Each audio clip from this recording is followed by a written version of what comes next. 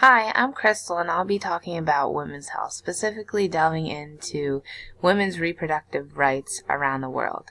Living in the U.S., we have some experience with women and sexual education, whether it's family planning, contraception, abortion, but the issues we have in the U.S.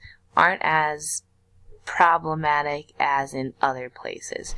We still have plenty of issues that we have to solve as a country, but when you start looking into poorer countries, you can see that they are in an even worse position than we are. About 225 million women worldwide are not having their contraception needs met. The infographic to the right lists even more facts about women's health worldwide that overall we need to work on. So in the next few slides, I'll be delving into women's health and reproductive rights a little more.